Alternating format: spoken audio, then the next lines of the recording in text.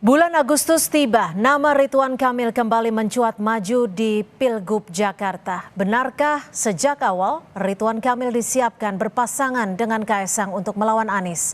Kita bahas selengkapnya bersama Ridwan Hisyam, anggota Dewan Pakar Partai Golkar, dan juga Ray Rangkuti, Direktur Eksekutif Lingkar Madani. Selamat sore Bang Ray dan juga Pak Ridwan, tapi sebelum kita lanjutkan dengan dialog, kita akan simak dulu pernyataan dari Ketua Umum PSI Kaesang Pangarep yang bicara soal peluang dirinya maju di Pilgub Jakarta atau Jawa Tengah.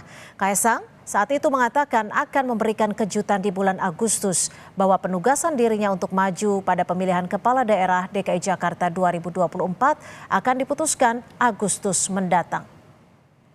Jika saya masuk di salah satu bursa, ya saya hanya bisa mengucapkan alhamdulillah gitu aja.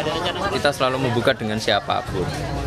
Kan kami membuka, kalau mereka menutup ya nggak apa-apa. Ya itu kan ini ya alhamdulillah aja. Tapi baik lagi untuk Jakarta ataupun Jawa Tengah. Seperti yang saya bilang, tunggu kejutannya di bulan Agustus. Saya langsung ke Bang Ray. Bang Ray, sejak lama Kaesang selalu mengucapkan tunggu di bulan Agustus. Kurang lebih dari awal-awal Juni ia sudah mengatakan seperti itu. Apakah ini artinya penempatan Kaesang untuk maju di Pilgub Jakarta ini sudah disiapkan pula atau dibikin skemanya sejak lama? Ya, skema itu tentu saja dari keluarga Pak Jokowi gitu. Kalau dari partai-partai ini kan naik turun. Misalnya sebelum ini kan Gerindra tidak pernah menyebutkan nama Kaesang. Entah itu sebagai calon gubernur ataupun wakil gubernur. Setahu saya, Gerindra itu hanya mencalonkan 3 nama, Ahok, Anies, dan juga Ridwan Kamil. Wakilnya enggak gitu ya. Nah, kalau Golkar kan itu hanya mengatakan RK yang akan datang ke Jakarta, tapi apakah akan berpasangan dengan Kaesang? Belum ada juga ketentuan soal itu gitu ya. Jadi partai-partai ini kelihatan belum pernah menyebut nama Kaesang nih, gitu, untuk dijadikan apakah sebagai Jakarta 1 atau Jakarta 2 gitu. Nah, cuman kalau kita lihat perkembangannya seperti sekarang, kalau benar kemudian RK yang datang ke Jakarta, saya kira sangat mudah menebak memang Kaesang yang akan dipasangkan. Mungkin Yusuf Hamzah gitu. Oke, saya ke Pak Ridwan. Pak Ridwan, ini jadi sudah 100% confirm RK yang akan maju di Pilgub Jakarta dan pasangannya adalah Kaesang? Betul seperti itu? Jadi gini, kalau 100% sih itu prediksi dan insya Allah itu yang akan terjadi pada pendaftaran nanti. Tapi kami melihatnya begini Mbak Delsia, bahwa kita tidak lihat Partai Golkar ya, kita harus melihat ini adalah koalisi Kim yang memang sudah ada kesepakatan antara ketua umum partai itu kita menyatu di pilkada, terutama di Jawa. Kita menginginkan Jawa ini semua tim dan malah kita kalau bisa bukan melawan bumbu kosong, tapi kita akan all final Kim plus. Nah, jadi tidak ada lawan bumbu kosong, karena melawan bumbu kosong itu nanti ada rekayasa macam-macam. Jadi tetap ada yang maju, tapi menangnya itu kita sudah tahu. Nah, tapi kalau dari Kim Plus sendiri sudah satu suara untuk memasangkan RK dan juga Kaesang? Itu sedang dalam proses. Tapi kalau RK saya kira karena kita sudah memutuskan, Kim sudah memutuskan bahwa DM ada di Jawa Barat, maka otomatis RK. Karena di Jakarta ini cuma ada 3 nama yang tampil. Pertama adalah Pak Anies, kedua Pak Ahok, ketiga adalah Pak RK. Nah, dengan sudah diputuskan itu maka kita tidak ada pilihan lain kecuali RK, dan RK lah memang yang kita lihat elektabilitasnya bisa didongkrak oleh namanya Kaesang. Jadi kemungkinan lebih besarnya RK Kaesang atau RK Babahalun? RK Kaesang. Kalau RK Kaesang, baik, kita akan sampai di situ. Babahalun kan cuma pengisi waktu saja itu. Pengisi waktu? Iya, pengisi waktu jeda. Oke, saya ke Bang Ray. Bang Ray, bagaimana Anda membaca langkah Partai Golkar ini melempar Ridwan Kamil ke Jakarta?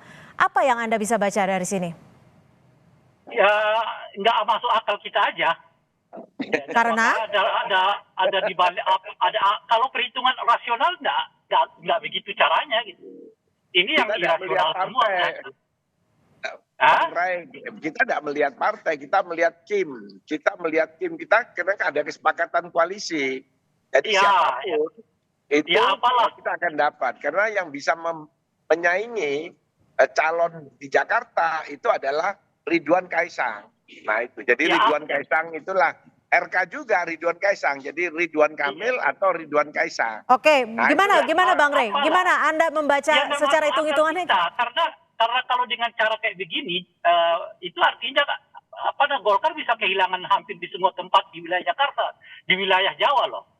Sebab yang maju di Jakarta kan RK, belum tentu menang kan. Yang maju di Jawa Barat adalah Gerindra, ya kan. Yang maju di Jawa Tengah itu mungkin bukan Golkar kan, bisa juga Gerindra, bisa siapa. Gitu. Jadi maksud Yang Anda maju di Jawa beresiko Tengah Golkar bukan Golkar. menyalonkan ini? Nah, maksud saya ada tiga yang membuat saya tidak masuk akal bagi saya cara Golkar berpolitik ini. Pertama adalah dia melepas Jawa Barat, di mana RK merupakan calon yang paling tinggi elektabilitasnya, bukan saja Jawa Barat, bahkan se-Indonesia loh RK itu. Karena RK itu sudah di atas 40%. Di bawah dia mungkin Anies ya, Anies itu sekitar 40%. Masuk akal nggak di kita orang yang elektabilitasnya bukan saja sejabar, tapi bahkan se-Indonesia sangat tinggi, itu justru dipindah ke tempat lain yang elektabilitasnya nomor 3. Nomor 3-nya itu justru setengah dari perolehan suara nomor 2. Kan kalau kita lihat Jakarta itu kan Anies 40-an, Ahok 30-an, RK masih 10% gitu loh. Bahkan setengah dari perolehan suara Ahok pun belum ketemu tuh. Gitu. Itu yang pertama. Tapi Yang kedua adalah, tunggu dulu, yang kedua adalah kerugiannya dengan sendirinya Jawa Barat ini pada Pileg 2029 dikuasai oleh partai pemenang. Dalam hal ini tentu saja Gerindra. Nah, Golkar kemarin bisa menang di Jawa Barat itu, atau naik suaranya, meskipun nggak menang. Ya salah satunya karena gubernurnya adalah orang Golkar, dalam hal ini RK.